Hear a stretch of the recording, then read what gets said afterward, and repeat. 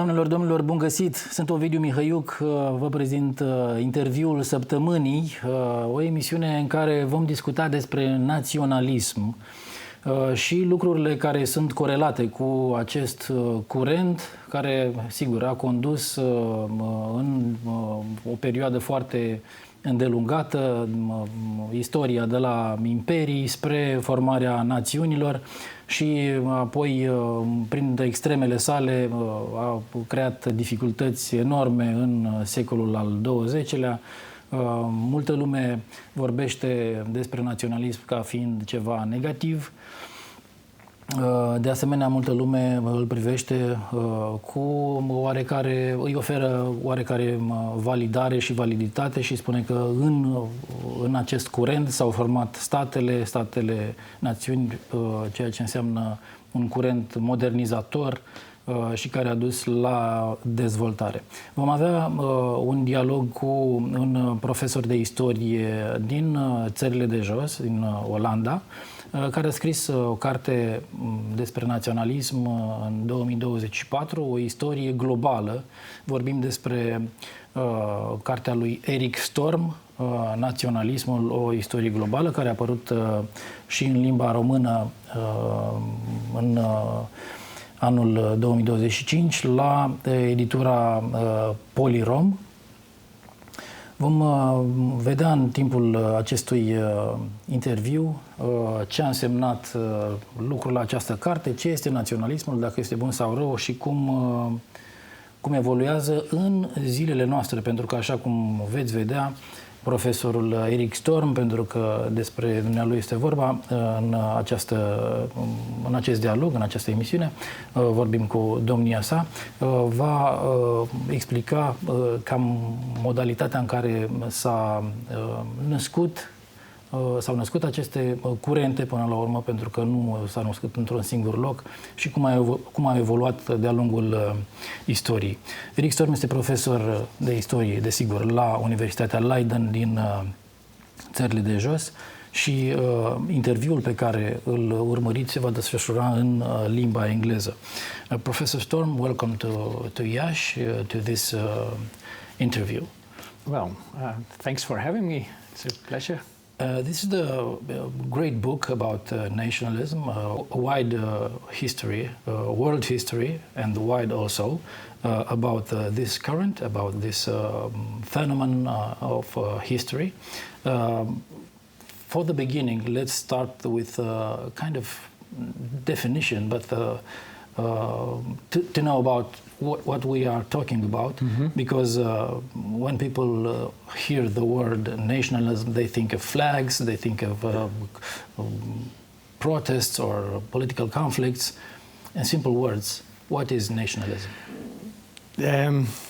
Nationalism is a loyalty to the nation, but I distinguish between two types of nations. So, nation, first of all, as the demos, so the community of citizens, regardless of language, of culture, and then the nation as ethnos, so the nation defined as a linguistic or cultural or even an ethnic community.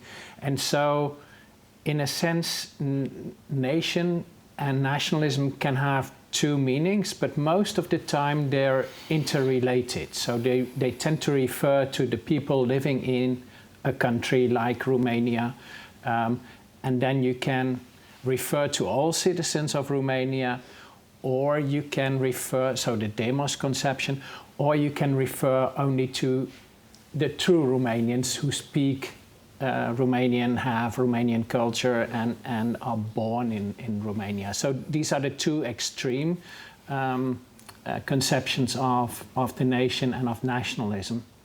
But most of the time they are mingled, so both of them work together in a sense. You think it's mainly about pride, identity, or political power? Yeah, so all of them,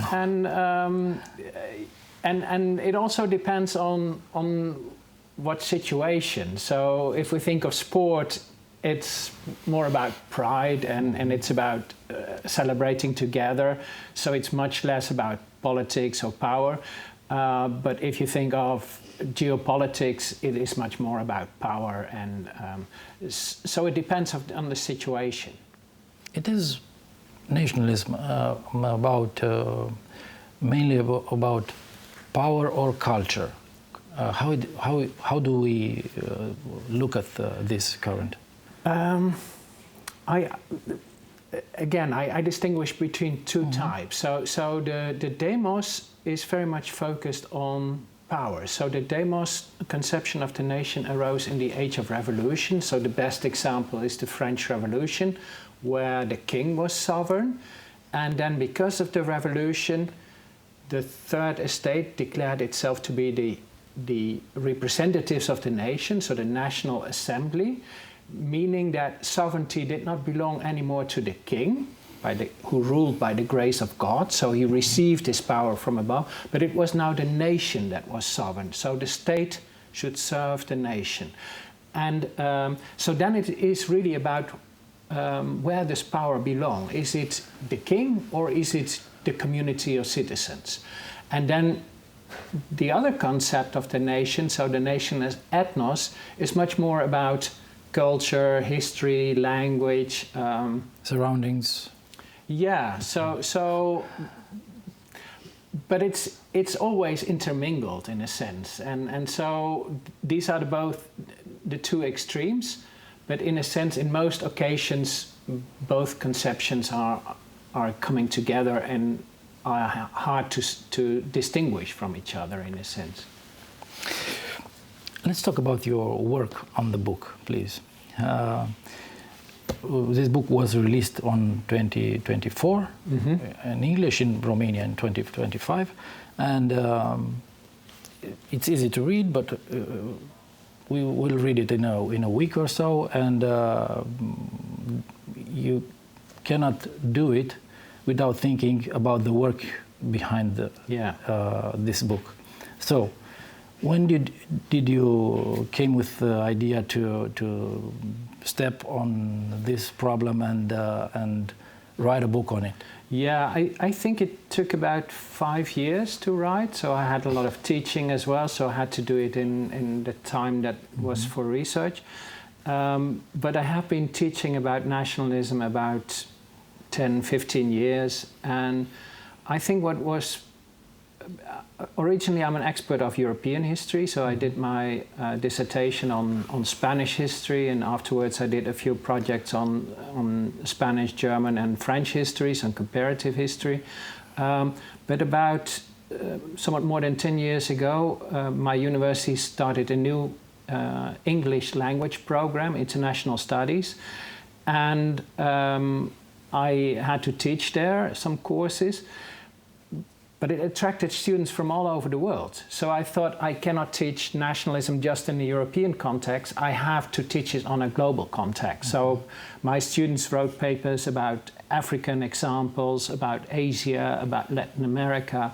And that really inspired me very much to see that nationalism in these different continents was very similar to what was going on in Europe. And this really was an important trigger for me to start studying nationalism on a global scale. How did you manage to cope with so many books, with so many articles? You have a huge bibliography.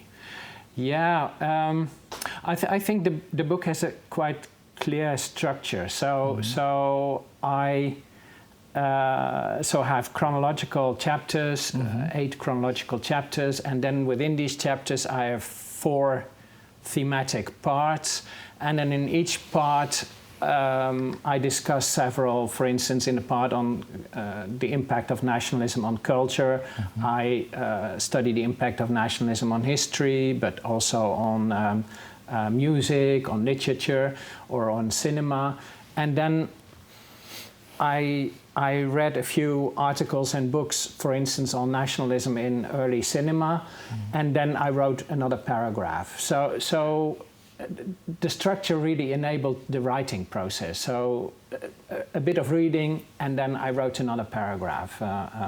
And so that, well, the progress was slow, but it was not very difficult to know where I had to go, in a sense. You just told us about the similarities of nationalism in Africa, Europe, and worldwide. In the book, you use a specific term, isomorphism. Tell us about how this term characterized the book.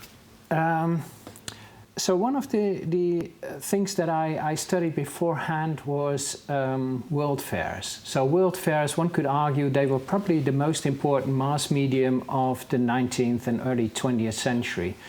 So in the World Fair of Paris in 1900, it received 50 million visitors.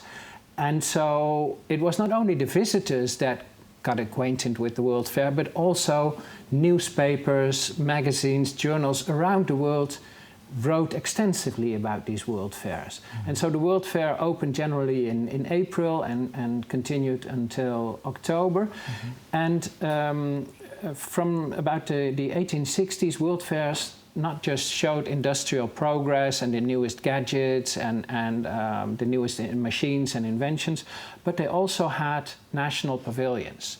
So it is a great way to study the construction of national identities in a comparative way. So each country had to build a pavilion that, in typical architecture, show its folklore, show its glorious past, its highlights, its heroes, but also serve national dishes and beverages. Mm-hmm. And in a way, what happened there is that every country had to follow the same standard. So you needed to have your own typical folklore. You needed to have your own dishes. So this is what I define as a process of isomorphism. So the forms in which national identities were molded or were shown were very similar. So it is typical architecture, it is typical dresses, it is typical dishes. And then in general, what is selected is not what can be found throughout the country, because architecture in the peasant architecture in a country often resembles very much what can be seen in neighboring countries. But what is needed is what is unique, what is different. So what is mostly selected is a very particular type of architecture or very typical dishes that cannot be found anywhere else.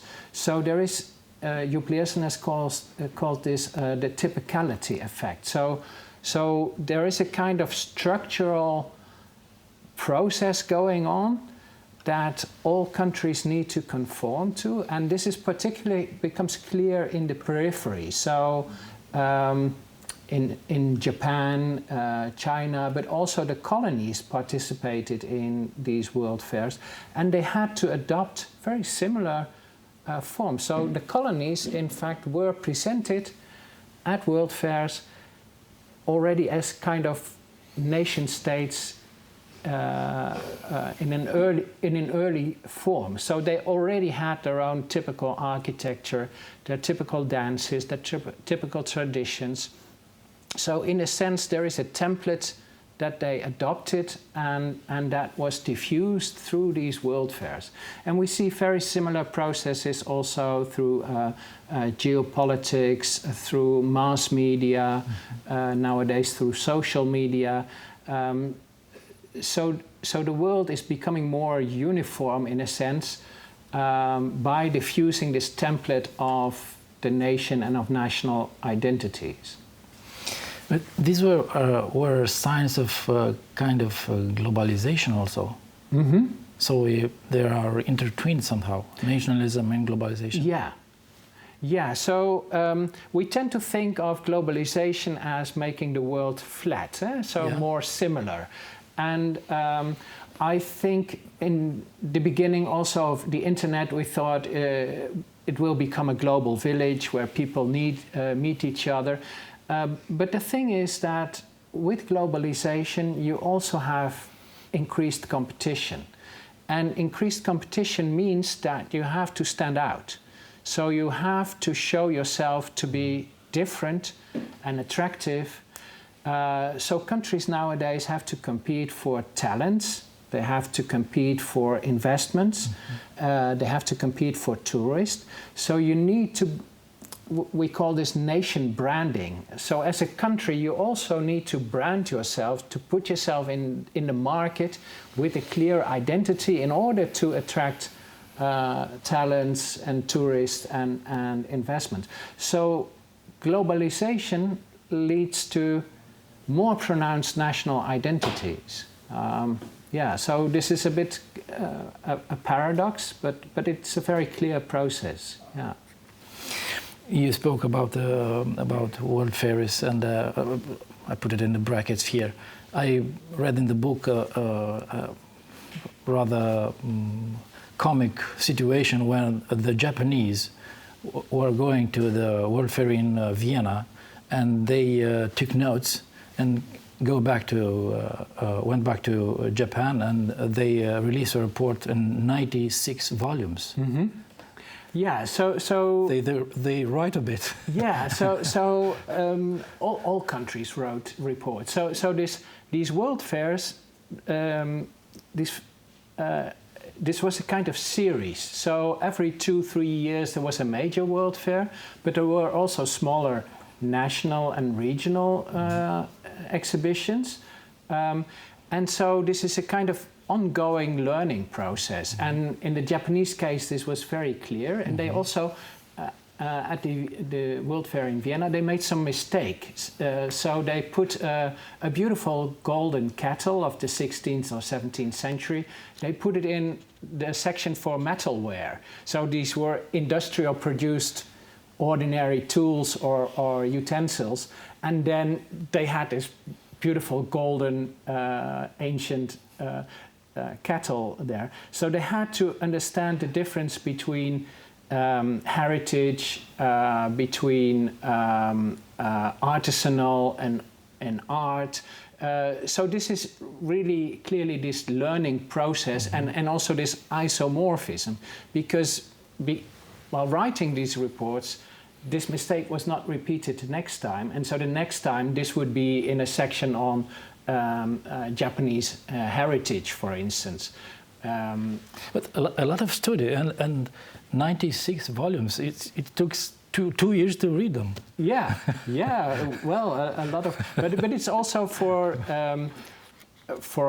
industrialists, for museums, for officials. So I think most readers only read the part that was really relevant for them. Yeah. Okay, so back to nationalism. Many textbooks say nationalism was born in Europe in 19th century, but you challenged this idea. What we know wrong about it? Yeah, so I focus very much on the age of revolution. So here it is the nation state that was born. But the nation defined as demos. And I think when we think of nationalism, we tend to think of the nation as a cultural community. So the ethnos type of nationalism. And I think the demos part is much more important, because in the world today there are still over 7,000 languages spoken, and there are only about less than 200 states. So there is a profound mismatch between the number of potential nations defined as a cultural community and the number of states. Whereas the nation state, which was only born in the age of revolutions, which in the history of humanity is a very late product, so only about 250 years ago, whereas the history of humanity living in agricultural societies is about 10,000 years. So it only came towards the end of this long history. And nowadays there are only 4 states that are not nation states. So it's Saudi Arabia and Brunei, which are still absolute monarchies. And then the Vatican and Afghanistan, they're still religiously defined countries or states. But the rest is now a nation state where the nation at least in theory, is sovereign. And so this is the idea based not on a cultural community, but on the community of citizens. So it's the inhabitants of a country where sovereignty resides. Yeah. If this feeling of belonging was existed before, what make this nationalism in these days different? So what we see nowadays is very much a rise of nationalism as an exclusive, as a nativist idea. So with the rise of the populist movements, nationalism really is defined as an ethnos, so as a cultural community, and which excludes outsiders, so immigrants, ethnic minorities. And I think what has changed is probably also the generation that lived through the horrors of the Second World War, of all kind of horrible ethnic cleansing campaigns and racism of the Second World War. This generation is slowly disappearing. And so what we now have is that the younger generation, they grew up in a world of nation states, so they take nationalism really for granted, and there is much less attention for the downsides or the negative sides of nationalism. So what we see with Trump, for instance, but there are a lot of other examples, Orban and populist movements around the world, is that xenophobia and racism is not a taboo anymore. And it has been after the Second World War. It, in a sense, was taboo. So it was politically almost irrelevant. It were fringe groups that still expressed this openly. But now it seems that it is not a problem anymore to express this openly. And I think that social media have a large impact there as well. In your book, we will get later to social media, if I may. Yeah. In your book, you do not say about nationalism if it is wrong or bad or good or something. It's I don't know how to ask you this, but we should explain it.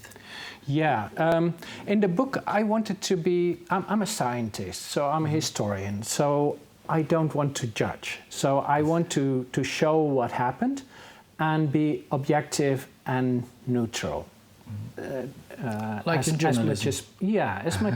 As much as possible. And so really because the traditional division between ethnos and demos is called political nationalism or civic nationalism and cultural ethnic nationalism. But this was very morally charged. So it was it were scholars in the Anglo-Saxon world during and after the Second World War that distinguished between the kind of good nationalism of Great Britain and the United States and the bad nationalism of Nazi Germany, but also all these fierce nationalist movement in East Central Europe that were very exclusivist and xenophobic, and so this was the bad nationalism, and their nationalism, if it was called nationalism, they preferred the term patriotism. Mm-hmm. And so I wanted to move away from this normative view and distinguish between two types of nationalism, the kind of ideal or kind of models. But I did not want to be very moralistic about them. So I distinguish between the demos type and the ethnos type. And so they exist together. And I would argue nationalism, it depends more on the situation than on the nature of nationalism. So in case of a natural disaster, nationalism is also used to unite the people and to collect money and to help those involved. So in that sense, nationalism can be good. With the Olympic Games that just finished, nationalism also can be a kind of celebration. And during the game, you support your own team and your own sports heroes. But afterwards, you drink a beer with the supporters of the other team. So it can be a very a celebration. We see it a lot with World Cups, football, becoming like a carnivalesque celebration. So people dress up in using national stereotypes. So then I would argue this is a nice form of nationalism. But nationalism can also exclude people, and then it really has more negative consequences. Yeah. I saw you used the example of Cameroon quite often, and you say about Cameroon there are 200 different languages in the country, but when the national football team of Cameroon plays, they are all together, like a good nationalism. Yeah. But also differences from the language. Language it's not a definition or characteristic of nationalism. Yeah. So the large majority of nation states have several languages. So my own country, we think of the Netherlands as a very unified country, but we have a Frisian minority as well. And so there are almost no nation state that are really homogeneous. So here you have a German-speaking minority, a Hungarian-speaking minority. So this was normal in early modern period. And we tend to forget that. But if we think of India, for instance, of Cameroon, many African states, they're very heterogeneous and have a lot of languages, a lot of different ethnic groups.